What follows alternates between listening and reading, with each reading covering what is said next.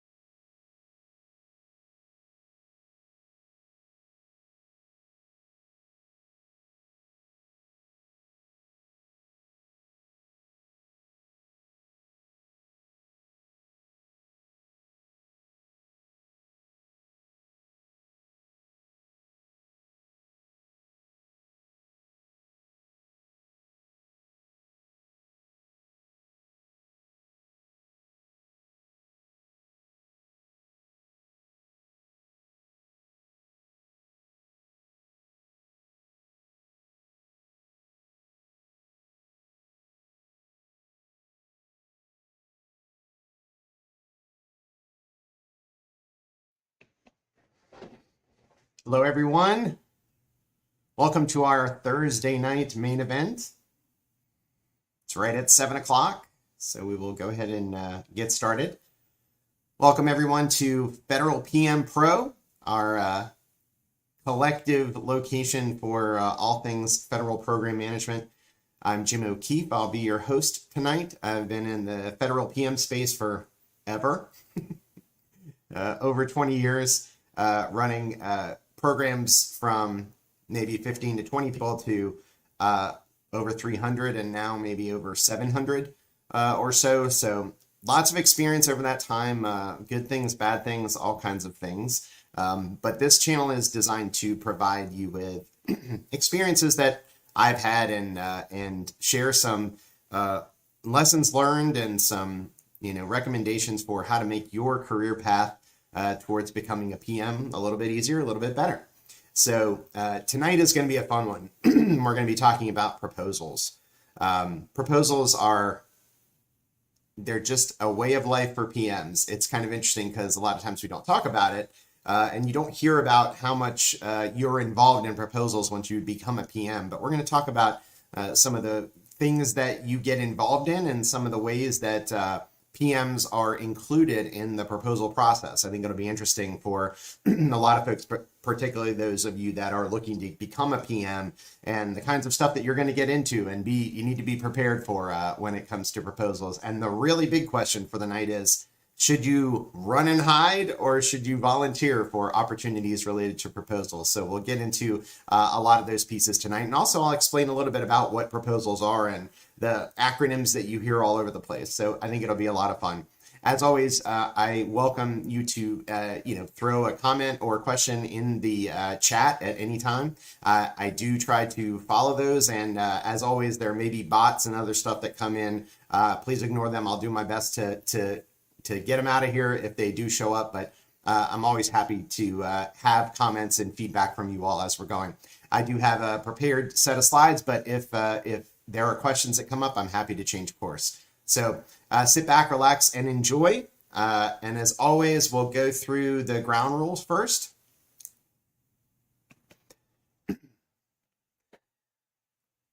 My wife always comments on my movement here. Bear with me as I kind of shift around. I need to get comfy. So as always, we try to be nice on these various live streams. So the first rule of these is that we're here to support one another and to try to make sure that questions are supported and that PMs are taken care of as they're asking questions. Mean-spirited comments and stuff, we're just going to ignore that, as well as the trolls, and continue on. So please do support one another as you're watching these, and as you add questions, whether in the live chat or in the comment section under the YouTube videos. Please encourage each other. It is a unique area that we are living in as far as PMs go. That is a smaller community, and a lot of folks don't realize or understand what you might go through as a PM and the kinds of things you have to deal with, except other PMs. So above all, we want to support one another and encourage. So please don't be embarrassed if you've got questions that you think are simple. All of us had to start somewhere, and we're here to help and support you. My answers are always based on my personal experience, which obviously can be wildly different from what you may have experienced. That is, number one, perfectly okay and expected. And in my case, I actually find that really helpful to hear about other experiences that other PMs have had and to share that information back and forth. It could be entirely possible that you might not agree with some of the thoughts that I present here. That's fine too. Again, I would love to hear from you and hear the different perspectives. I think we can all learn collectively from that stuff. So again, please take what I'm saying as, my personal experience is, as I mentioned in the past, is in the federal civilian space primarily. And so that, limits, my sphere of experience, but also I generally tend to be in the IT space. So if you're a program manager in a different area, in the Department of Defense area or something like that, love to hear your thoughts on some of the stuff that we're talking about today. Also, these videos and live streams are not sponsored. They're not related to any employer or customer, past or present. And I have to say that the thoughts expressed here are solely my own. And in general, I don't answer questions that are sensitive, particularly related to any kind of proposals or opportunities or companies or agencies or people. And also, I generally avoid personal questions, but I'm happy to answer questions related to program management in general, and I'd love to hear from you. Of course, I reserve the right to specifically not answer or respond to anything I don't want to. We want to keep this fun and have you all enjoy yourself. So thank you very much for stopping by. Sit back, relax, and if you have any comments or questions about proposals, throw them in the chat and we'll talk about it.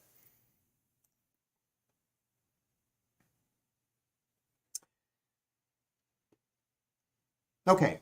So let's get started. As many of you know, I always put up a initial slide that is a TLDR slide. As program managers, we are way too busy, so you may not have the time or the interest to sit through the entire, 45 minutes to an hour of discussion that we're going to have here. So I always put this slide up for you to take a look, take a quick read. You can pause the video and see if you're interested. If you're not, feel free to click off and look at something else. Again, I want to be cognizant of your time, and if it's not something you're interested in, I don't expect you to sit through that. So please take a moment to see if this is something you're interested in, and if you are, we'll go ahead and get started.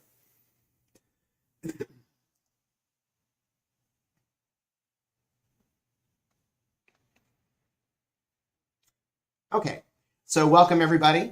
Tonight's discussion on FedPM Pro is going to be about proposals. As many of us have been involved in, the PM career and lifestyle, we have always been involved and closely connected to proposals. So what I wanted to do tonight was to talk a little bit about what type of, proposal elements you as a program manager may get pulled into and what you can expect in the proposal space. A lot of times as PMs, we don't generally expect to be involved in proposals, but they become a very big part of our careers as we go along. And certainly as you become kind of an experienced PM, you're going to be called upon more and more to be involved in the proposal process. So the big question is, should I? Should I volunteer for these things, or should I try and hide and escape them as much as possible? There's some interesting feedback that I have for you on that as we go through the process tonight. So again, proposals, what are they? So let's go through that.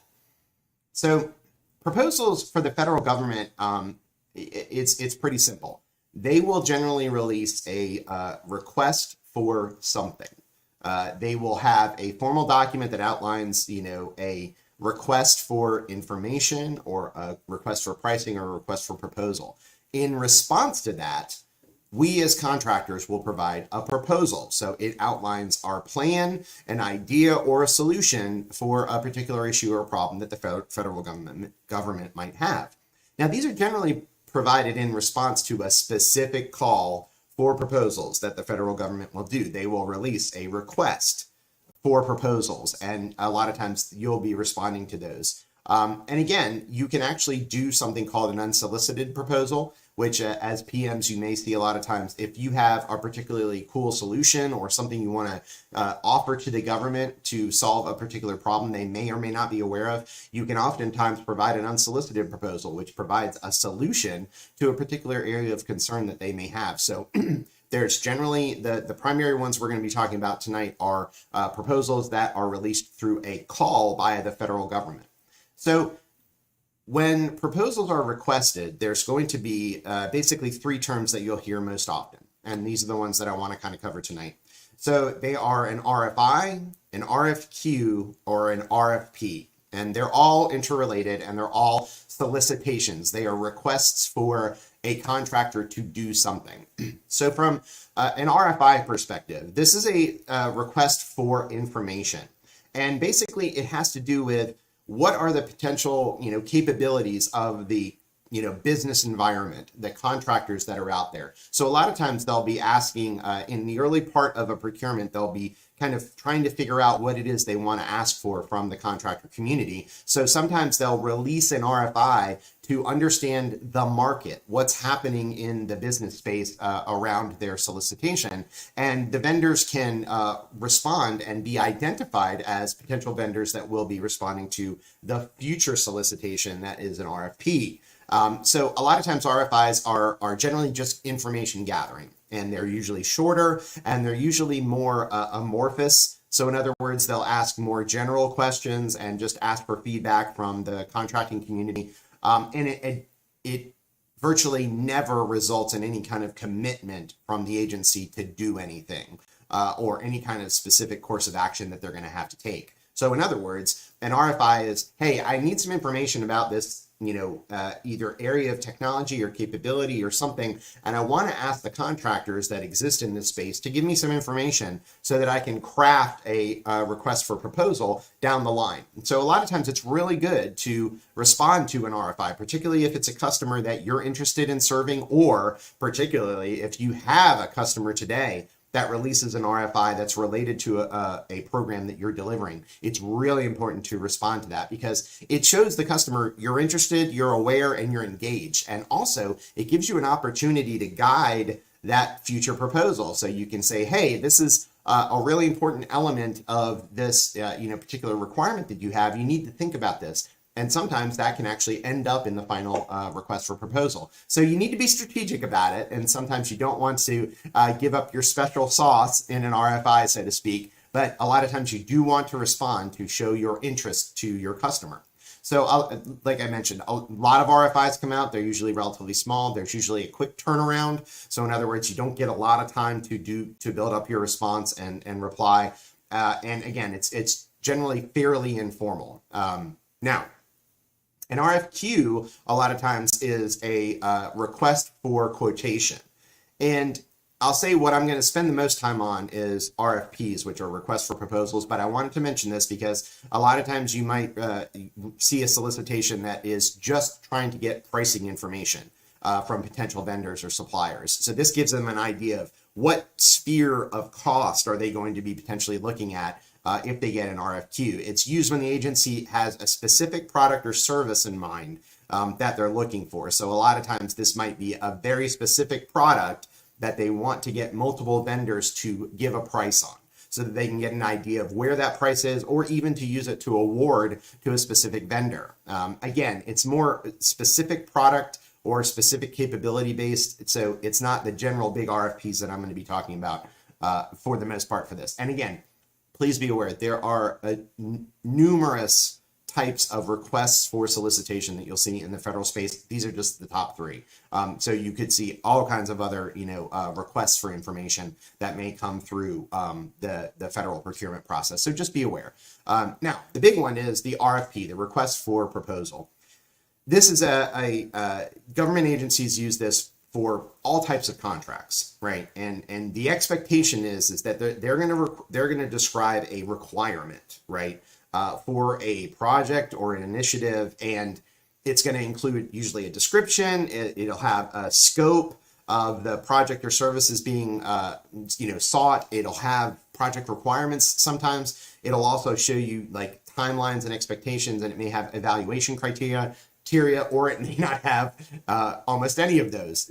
RFPs can vary dramatically, but they can include all of these different elements. And what it is, it's RFPs are designed to allow and call out to the contractor community for a response. And this is where the proposals come in, is that when an RFP is released, then you as a contractor will provide a proposal to answer that request for proposal. It seems pretty straightforward. But it's really interesting because these RFPs are much more comprehensive. So for example, in my career, an RFP will generally start months, if not years beforehand, where you are aware of a requirement that is coming up and you will begin to plan. That plan, so there's two different types of situations that I'm going to be discussing tonight. It's really important to talk about them as different things because the first situation is when an RFP is released for a program that you are currently delivering. If you're currently delivering, that you are called the incumbent. Okay, that is a very specific type of RFP that you are definitely going to respond to, and you should be an expert on it, right? So that's something where you don't have an option. You need to continue this work, so you're going to respond to an RFP, and that's usually a result of the time frame has elapsed for the contract that you're delivering. So I should mention this: government contracts always have a time frame attached to them. So, for example, you will get the designation for the period of performance is usually a base plus options. And that base can be a single year, part of a year, multiple years. That's the first basically base year of the contract. And then they have option periods that they can exercise or select you to continue to do the work in the event that they want to have the contract continue. And an option period can also be months or years, etc. So many of the contracts that I had were one base year plus 4 option years for a total of a 5-year contract. Now, what's really cool is nowadays they're going into longer contracts. I've seen several, and there are lots out there that are 10 years. A 10-year contract would be amazing because it gives you a real opportunity to get to know the customer and do some really cool things. 5 years is, to me, a pretty tight time frame, because you usually spend the first year, especially if you're coming in new, you usually spend the first year or so trying to stabilize the environment, right? And that may be 2 years in, and then you've got about a year to 18 months to do some really cool optimization and really improve things on the contract, innovate. And then you're starting to get into option years 3 and 4, where you're getting ready for the recompete, which means that you're starting to prepare to make sure that you're ready to continue that work and win the follow-on contract. So RFPs, you will live and die by them in the federal space. So this is a reason why I wanted you to understand, how this RFP process works. And as I mentioned, there's 2 different types of engagements. If you are the incumbent, which means you've done this work before, or if you are a completely new contractor in the space, they're going to be treated slightly differently. If you're an incumbent, that means you know the customer really, really well, and you should be very well prepared to respond.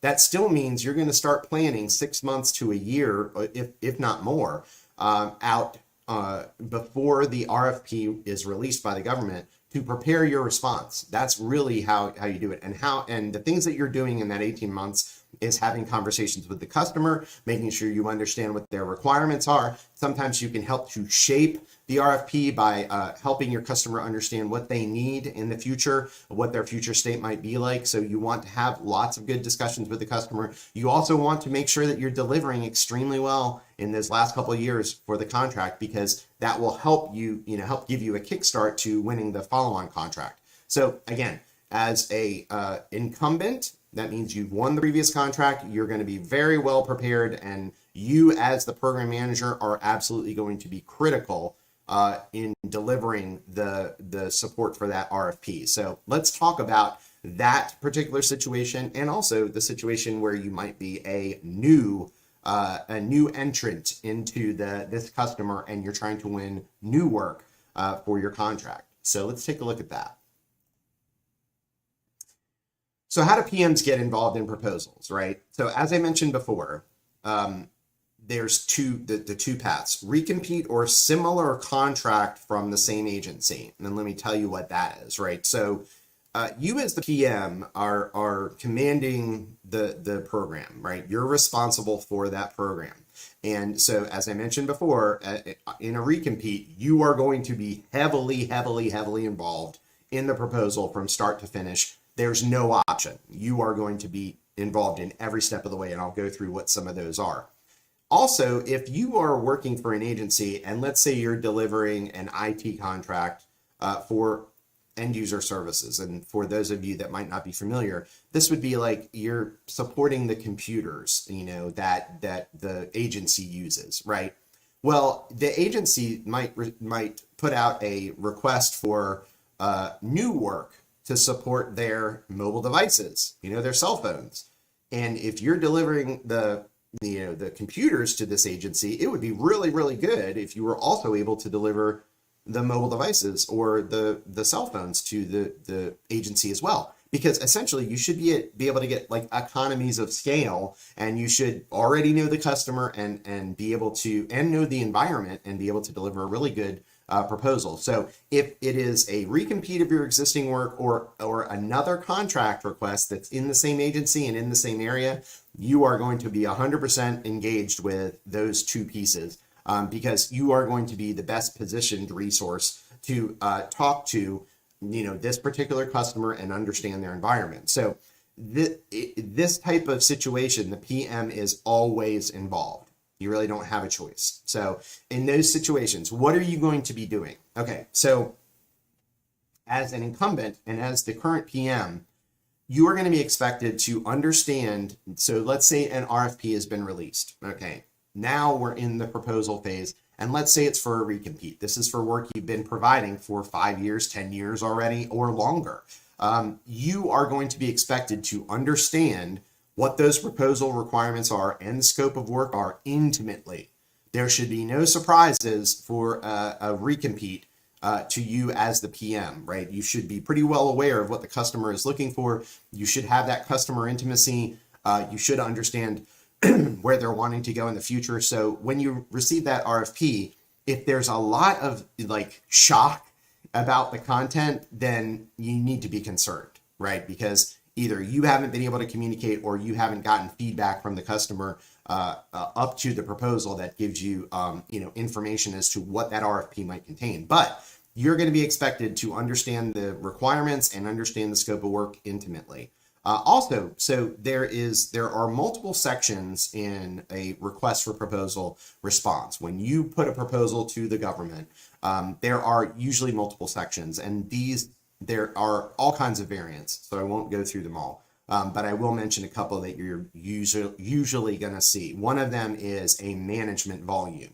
And so you as the program manager, right, obviously would be expected to write this volume and know exactly how to deliver it, because the management volume includes your approach and your methodology for delivering the proposed contract and managing that contract. And it can include how the project's going to be managed, roles and responsibilities of your team. It could include a list of the key personnel, the project schedule or the program schedule, current and future state understandings, quality control processes. It's just a whole host of stuff, but it's going to tell the customer, hey, I understand your environment. I understand the requirements of the contract. This is how we're going to manage it. You as the PM are almost always going to have to write the management volume. So just be aware and prepared for that.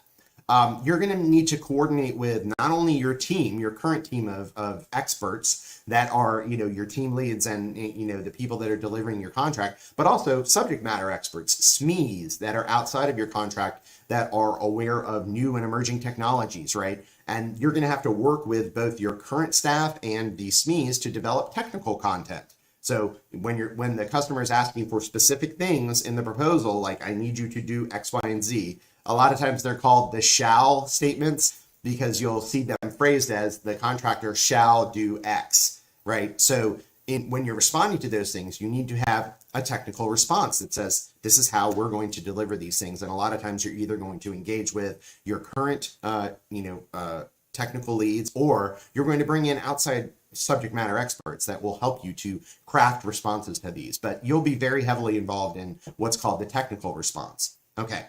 Then developing organization charts and things like staffing plans and identifying key personnel. So what are key personnel? In most government contracts, they're going to be either specified from the government, or you as a contractor are going to have an option to specify key personnel. And generally what that means is these are people that are super important to the delivery of the contract. You are going to need these people. They need to be around. And by designating them as key, you generally will put some sort of criteria around that person that says, hey, they're going to be there when this contract is awarded, and they're going to stay on the contract for a period of time. They're not going to leave. They're not going to be replaced, right? So you designate, the government can designate a number of key personnel, and you can add to that and add your own key personnel, or the government may designate very few key personnel and you don't designate any. So there's a lot of variability there, but you as the PM are going to have to know what those key jobs are, right? And who those key people are. Particularly if you're an incumbent, you need to know, hey, these are folks that deliver really well and you're very familiar with, and they're on our team, so you're going to have to write about the value of maintaining that team going forward. So again, organizational charts and staffing plans, how you're going to deal with staffing, all that stuff is you're going to be involved in as a PM. There's tons of plans. So a lot of times with proposals, there's all kinds of plans that they ask you for. Obviously a PMP, right? A program management plan is going to be number one. That is almost always a requirement, and you're going to have to develop that, right, as the program manager. This is why you have PMP behind your name. And you heard me mention in a previous discussion, like, you're going to want that PMP for this reason, because you're going to need to understand and be able to fill out all these plans. So program management plan, always number one. But then they're going to have things like risk management plan. And what that's going to be is, hey, we understand there's these risks in either transitioning or delivering this service that we want to bring to your attention, and this is how we're going to mitigate or address them so you don't have to worry about them. And so that risk management plan gives kind of an overview of all your concerns and their concerns, what you would expect their concerns to be going forward on the program. So you will have to come up with those. Quality control plan. A lot of times this is called a QASP. The quality, I think it's a QASP. So it's a quality assurance service plan or quality assurance surveillance plan, QASP. You'll see that show up a lot. And what that is, hey, how are you going to measure and track quality on your program? How are you going to make sure that you're delivering the best you possibly can to the customer, and make sure that you're tracking and putting performance metrics around your delivery so that you can ensure that the customer is getting exactly what they need. So performance metrics and the quality control plans a lot of times are linked together, and you have to talk to the customer about what they care about as far as the metrics that they may want to see you delivering throughout the life of the contract. And again, as an incumbent, you should know that stuff. And that's where you generally have a leg up, is to say, hey, we've been delivering these metrics. We know you like them, but hey, we've added some new ones because we know that you're going into a future state, and this is how we think you need to get there.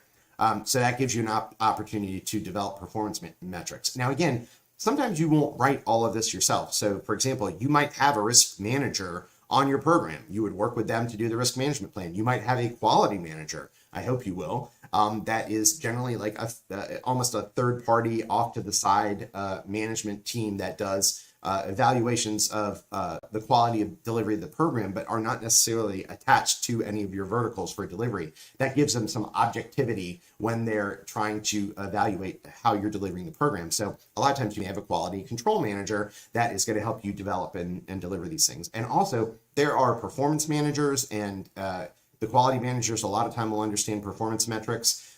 You now have people like that are CX specialists, which are customer experience specialists, that can help with developing not only service level agreements. You'll see SLAs a lot, but you will now see things like ULAs, user level agreements, or experience level agreements that help to basically evaluate what the user experience is when you're delivering your service. So there's a whole host of different metrics that you'll need to be aware of and also be working with. And then transition plans. So there's usually a transition in and a transition out. So when you come in as even in a recompete, where you are the current provider, you're still going to have to tell the federal government, hey, this is how we are going to bring in our support and deliver our support to you. So we're going to create a transition in plan that tells the government how you're going to do all this and how you're going to move into this new contract with limited or low risk for the government. So transition plans, you'll be heavily involved in writing those. So plans, as I mentioned in the PowerPoint, that you're just going to be involved as the PM writing and delivering a lot of those. Then, of course, and this is a non-exhaustive list, so many of you will have experienced other stuff when you're dealing with proposals, other things you've had to write and be a part of.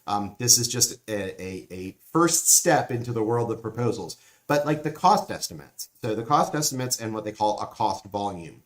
So you heard me mention management volume earlier. So usually there's at least 3 volumes. There's a management volume, which tells the customer how you're going to deliver the contract from a people and management perspective, what your methodologies are. Then there's usually a technical volume, which answers all of the shall questions from the customer, where you tell the customer how you're going to execute the individual pieces of the request for proposal, right? So that's your technical delivery, exactly how you're going to do it. And again, take this with a grain of salt. This is generally what I've seen in the federal civilian and DoD space delivering IT contracts. So you have a management volume, a technical volume, which tells the customer how you're going to deliver it, and a cost volume, which is usually around how much is this going to cost? What is your, how do you build up this, the cost to the customer? You have to show things like, your labor costs, your material costs, indirect costs, other direct costs. You'll hear things like ODCs. There's just tons and tons of elements that go into the buildup of the cost volume. But you as the PM are going to have to know and understand and oftentimes develop that with, let's say, a cost specialist or somebody that's responsible for what they call basis of estimate opportunity calculations, which generally will basically break it down by things like labor category and costs per labor category and include all of those other elements in a huge spreadsheet. So again, cost volume, you'll definitely be heavily involved in. Now, we've gone through the first side of the 2 different types of engagements that you'll have as a PM, right? This one that we just went over is a recompete or a closely associated contract. Now, what happens if you are just a PM and you're running your program and you hear about another opportunity? Now, this is where it becomes really important. The question of, should you engage or should you hide? All right, so let's talk about that.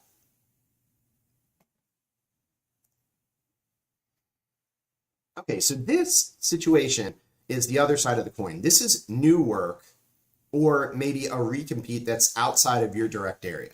So it may be some other part of the company is engaged in an RFP response, and you kind of hear about it, and it's like, oh, that's not in my area or with my customer. These are usually optional. Now, in many cases, you will be asked, particularly if that area is related to what you're delivering today. So for example, for me, I delivered end user services. Again, you heard me mention earlier, computers and stuff like that. So if if the company is responding to an RFP in another area, like maybe with a different customer, but it's also computers, then it's probably likely that they may come over and say, hey, can you help us with this particular proposal, bring your expertise over and help us design a solution for this. And then, there's also certainly situations where we're going into completely new work with a completely new customer. But again, it might be related somehow. And a lot of times that relation to your existing work is how you may get asked to support a proposal that's not in your area. Now, that being said, so if you are asked to support a proposal, so a lot of times this is coming on top of your existing work. So what do you do with that? Right? I mean, how do you manage that time, and do you engage or do you not? So it's going to be a really interesting personal question for you because a lot of times you're already working above and beyond, right? At this point, as a program manager, just by the nature of the program, particularly if it's huge, if you get into the hundreds of people or it's a cross-country contract where you're delivering on the East Coast and the West Coast, Just simply by the time zone differences, you're going to have a very early start and usually a fairly late end. So in those situations, you're going to have a pretty full plate.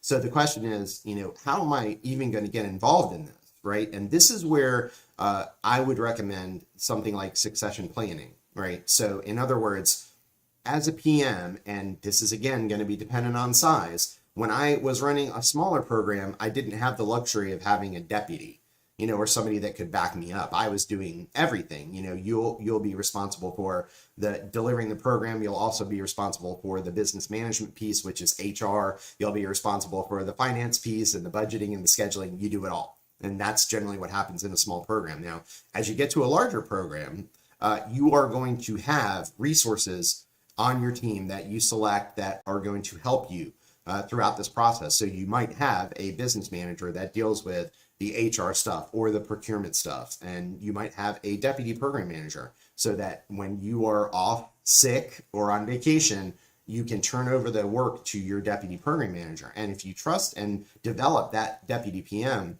then these types of situations where proposal work or outside work comes in, you're going to be able to hand off for a period of time a little bit of that control and management to your deputy and allow them to, take over and run the, your contract, keep it going, take care of issues, and then you can focus on providing your expertise to this new opportunity. Okay, so what kind of stuff do you have to get into when you're in that particular space, right? So the types of support you're going to run into in this situation, right? If you're not the current PM, and let me mention something else.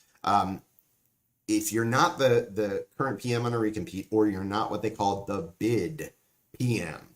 So during a proposal, like you heard me mention before about the key personnel, right? Almost always you're going to have a named program manager, like the leader of the program. You're going to have them named in your response. It's going to be a specific person, and that person is going to be heavily involved in the proposal. Now, this might be a completely new individual that comes in. A lot of times they are not going to take a current PM and then bid them on another opportunity, although it certainly has happened. So generally, you're not going to be the current PM or the bid PM, but you're being asked to support it. What kinds of things are you going to be responsible for? Okay, so in general, in this role, you have a much lesser, support role when you are being asked to come in as an existing PM to kind of help with the proposal opportunity. So I wanted to mention the types of things that you can run into because, again, like I said, you're going to need to hand off some of your existing work to a deputy and have a succession plan for who's going to help you take over this work while you're not available. And then you can focus on these other things. Now, when you are the incumbent PM, your life is going to be rough, right? No matter what, because you have to deliver the existing program and you have to respond to the RFP. If you don't have a good structure underneath you and a good succession plan and a strong deputy PM, it's going to wipe you out. So just be careful with that and know that if you're coming up to a recompete, make sure you've got some folks that you trust that you can support that can support you and you can hand off work to so that you can focus on the recompete, because it's going to be a ton of work. Now, in this situation, you're not the current PM or the bid PM, and you're being asked by another program to support it. This is usually a much shorter time frame. So in other words, you're not involved for a year beforehand, and you're not involved in every step of the proposal process. You may be just asked to come in for a couple weeks or a week. And so it's a much smaller role. And that number one gives you a little bit more flexibility on saying yes or no, I want to be a part of this, because it doesn't destroy your schedule for months at a time. And in this situation, a lot of times you're going to be brought in to do maybe small chunks of written content. These are specific sections usually, so it might be in the technical volume, or a lot of times as a PM, you may be asked to support the management volume where you actually write content to say, oh, this is how you're going to want to support this particular thing, especially if it's close to what you're currently doing today. But generally, you're not going to be asked to write entire volumes of content. It'll usually be chunks of this. Where you come in and you write, and then you provide that over to the proposal team and let them carry on with it. So if you're a SME or you have expertise in a particular area, you may be asked to provide support. And this is where we'll get to the secret opportunity at the end of this. So hang in there. You also, a lot of times, may be asked to do reviews. So in proposals, almost every company that does these things has proposal reviews that are kind of gated. So they'll have an initial review to see, hey, do we have everything we need? They'll have kind of a mid review to say, hey, is the content good? Are we on track? And then they may have a final review that says, yeah, everything needs to be here. Is everything good to go? And they'll have external people coming in and reviewing the proposal content that can give feedback and say, oh, this makes sense, or wow, I didn't understand what you were trying to get at there. You may need to try to explain it differently, or there's, I read the proposal, and I read the RFP rather, or the statement of work, and we don't cover this particular thing. Is this missing? And so you provide this review and commentary on existing content that's been created, and that happens a lot. So again, and then that can be any part of the proposal, everything from the management volume to the technical volume to the cost volume. You could be asked to do that, and you could be asked to go through multiple review sessions.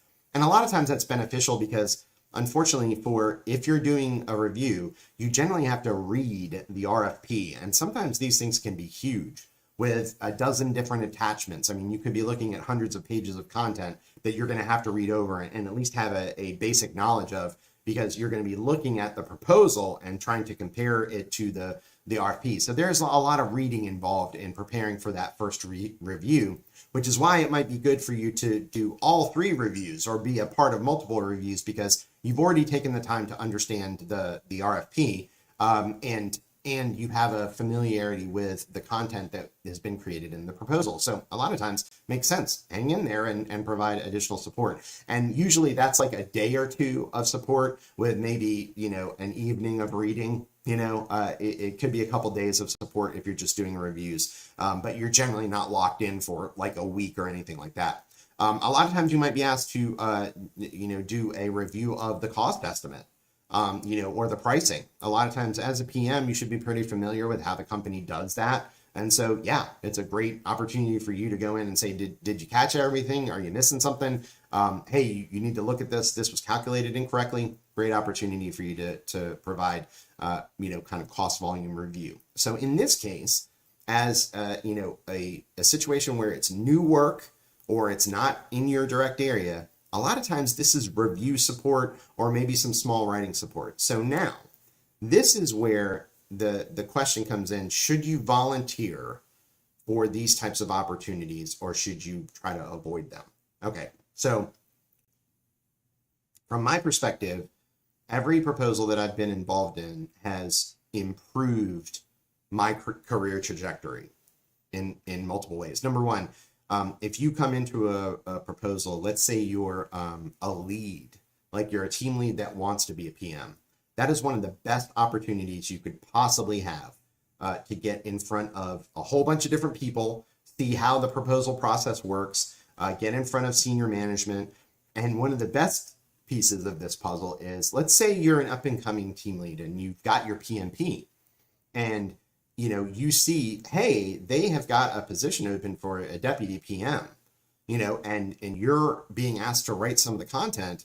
You can literally write in your job in a lot of situations or craft it to be the perfect person to fit that role, as long as it's the right role for the customer. Again, I'm not saying make up something that doesn't relate to the RFP, but if you're connected, you can literally almost write yourself into the proposal. And as soon as you provide that content, you've become kind of the expert on that. And a lot of times, if that's something you want to slide into, you can have that discussion, with the account manager and say, I'm really interested in this. Is it possible for me to support this? And if they see your content is good and they know that you understand this, they may give you a shot. So it's a real opportunity for, if you're up and coming and you want to be a program manager and you're maybe a team lead or something like that, try to get into proposals as much as you possibly can.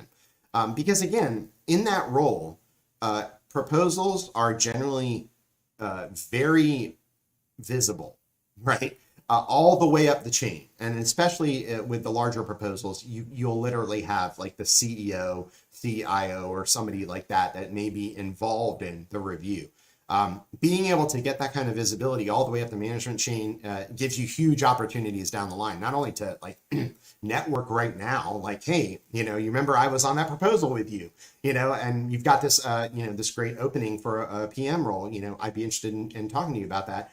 They remember you, they know that you developed really good information, or you were a team player and you provided support.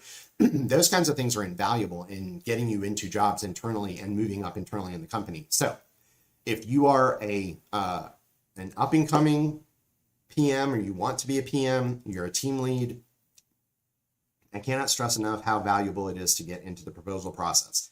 Yes, it takes some energy, and takes some time, but the return is definitely worth it. So in other words, just offering to, hey, I heard this proposal was going on. Do you need, support in writing some of these pieces? Or, hey, I know about that, and you have a conversation with the bid PM, or you have a conversation with the capture manager, or you talk to your account manager, and say, hey, I'm interested in supporting this, opportunity over there, and you can get connected, and then you become a resource that people are looking to provide support either on additional proposals or to slide into the role of managing and being the program manager of one of those proposals. So again, can't stress enough. So as I mentioned before, in my career, the things that I've gotten out of being a part of a proposal is, number one, if I wasn't a program manager, it really helps you get a concept of what the program manager role is, because you kind of see it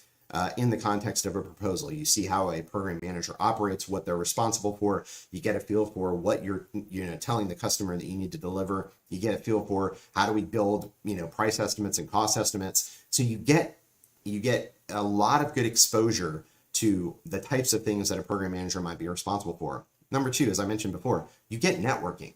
It is invaluable for you because there will always be a senior manager involved in the review. If it's not the CEO, you'll usually have like a vice president or an account manager, somebody senior that's involved in that review because they want to win it, and a lot of times these programs can be fairly large. You'll generally have a manager above where you are and above who you're reporting to that'll be involved in this. That'll give you an opportunity to, to engage with them and network. So again, super beneficial. The last part of the puzzle for this is it will help you to become a presenter and writer. One of the things as a program manager that you're going to have to do is be able to talk to customers and present to customers.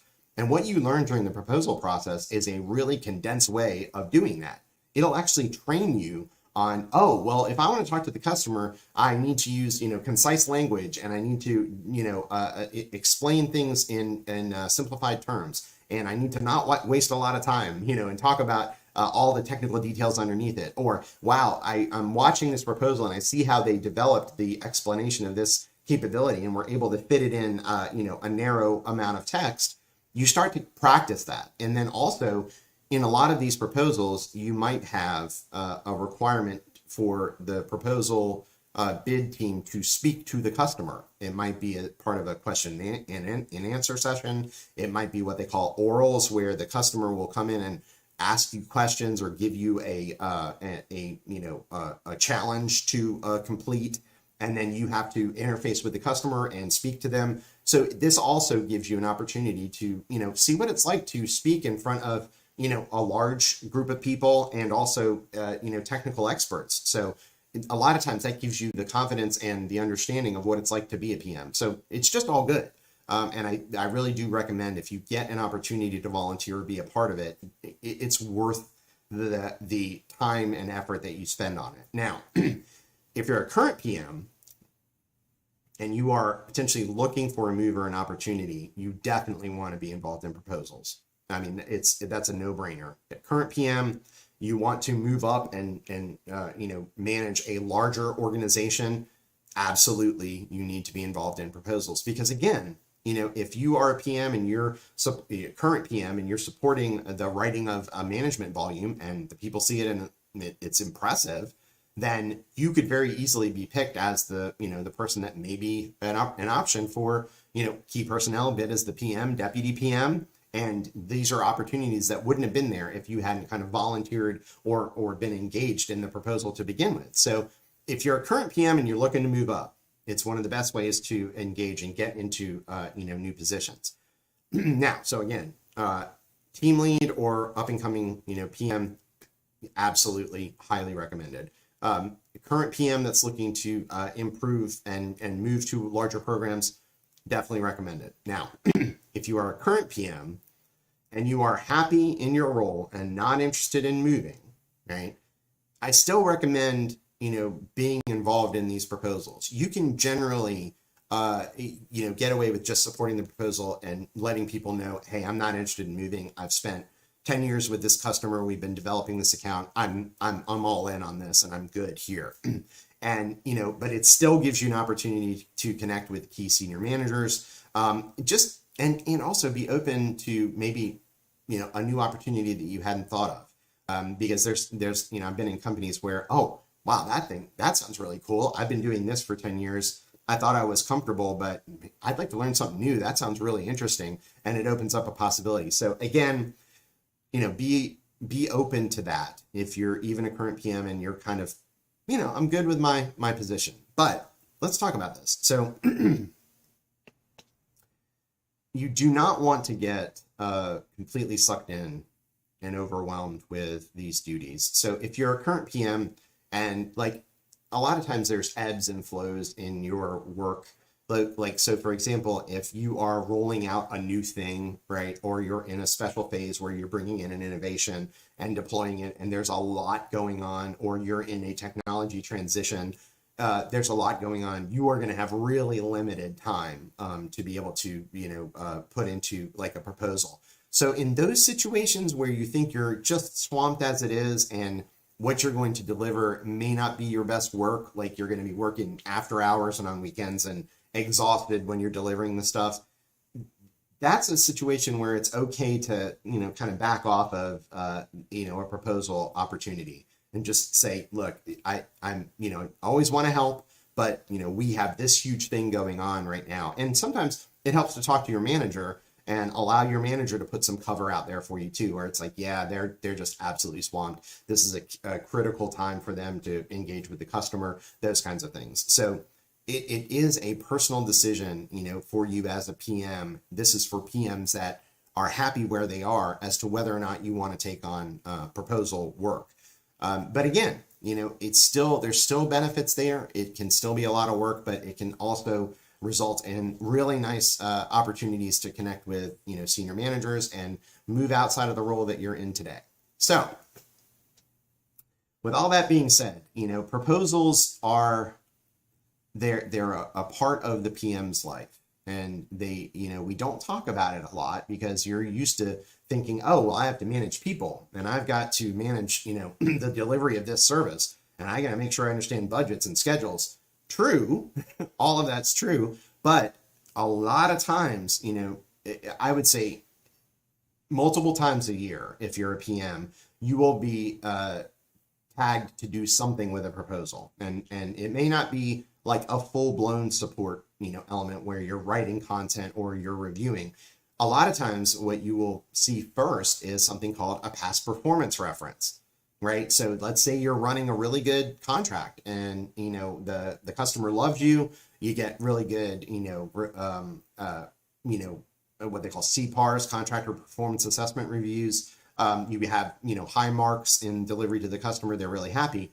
Your program will become one that the company wants to use repeatedly in other proposals as a point of reference of how this thing is done right and how our company can deliver on similar and like-sized proposals. So past performance references is going to be something you'll do a lot of, once you get into these larger programs, because in proposals, there's usually a section called past performance where you need to show the customer that you have done similar size and scope work before. So for example, if they have a nationwide solution that requires hundreds and hundreds of resources, as a company, you had better have delivered something like that previously in the past, or you're going to be marked down for it. And you're going to have a hard time competing with another company that's done this 3 or 4 times.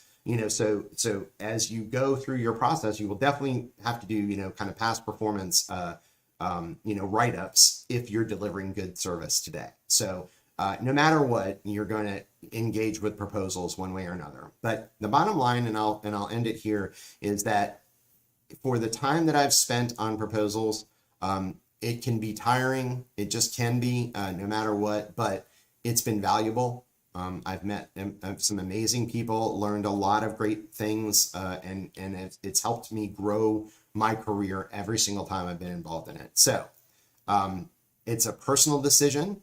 Take time to consider.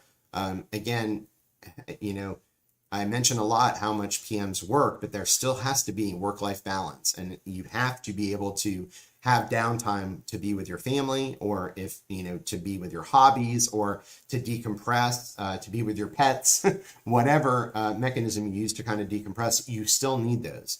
So again, if it gets into a situation where it's impacting your mental health, then you really have to take that into account and make those decisions. But again, if you can manage it, if you have a good succession plan, you have a good deputy or someone that you can hand some of your current work to, you can still deliver and still have some balance.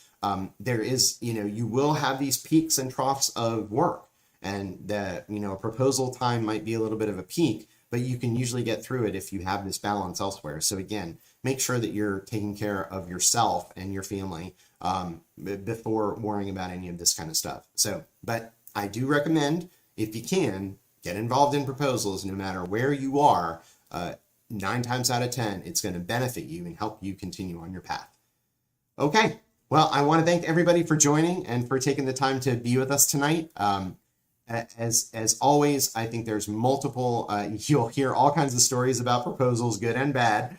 So again, if you have something to share, your experience with proposals and what you think about it that may be completely opposite of this, please feel free to put something in the comments about it. Also, if you've enjoyed this and this has been helpful to you, please consider liking the video and subscribing to our channel. FedPM Pro, we try to do live streams every Thursday and then convert those into videos.